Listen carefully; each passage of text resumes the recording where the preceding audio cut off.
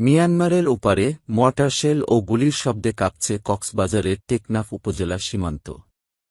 প্রতিটি শব্দে থরথর করে কেঁপে উঠছে বাড়ি ও জানালার কাঁচ। এতে আতঙ্কে সময় পার করছে টেকনাফ উপজেলার সীমান্ত এলাকার বাসিন্দারা। মঙ্গলবার ২৪ মার্চ ভোর ৫টা থেকে মিয়ানমারের মংডু শহরের উত্তরাঞ্চলে থেমে থেমে বিকট এ শব্দ হচ্ছে। জানা যায় মিয়ানমার সরকারি বাহিনীর সাথে বিদ্রোহী আরাকান আর্মির সঙ্গে চলছে সংঘর্ষ।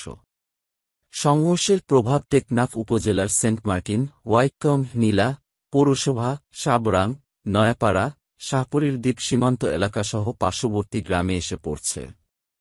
টেকনাফের বাসিন্দারা বলেন, হঠাৎ মিয়ানমারের ওপারে থেমে থেমে বোমার বিকট শব্দে কাঁপছে আমাদের বাড়িঘর। এরকম শব্দ কোনোদিন শুনি নাই। মনে হয়েছে আমাদের বাড়ি ভেঙে পড়ে যাচ্ছে। আতঙ্কে রয়েছি। টেকনাফ সদর নতুন পল্লান পাড়া এলাকার বাসিন্দা গুড়া মিয়া বলেন, মিয়ানমারে দুই গ্রুপের মধ্যে ব্যাপক সংঘর্ষ চলছে শুনেছি। কোনোদিন আমার বাড়িতে বিকট শব্দে আওয়াজ পাইনি।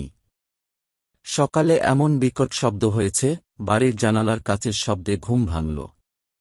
নীলা ইউনিয়ন ৩ নং ওয়াবরাং এলাকার বাসিন্দার মোহাম্মদ কামাল জানান, ফজরের নামাজের পর থেকে মিয়ানমারের ওপারে যেভাবে মর্টার শেলের শব্দ হয়েছিল, মনে করেছিলাম ভূমিকম্পে বাড়ি ঘর ভেঙে যাচ্ছে।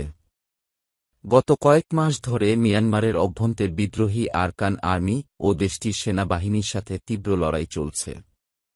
লড়াইয়ে টিকতে না পেরে ইতোমধ্যে এদেশে বিজিবিসহ পালিয়ে এসেছে ৫ শতাধিক মিয়ানমার নাগরিক। এদের মধ্যে ৩৩ জনকে মিয়ানমারে হস্তান্তর করা হয়েছে।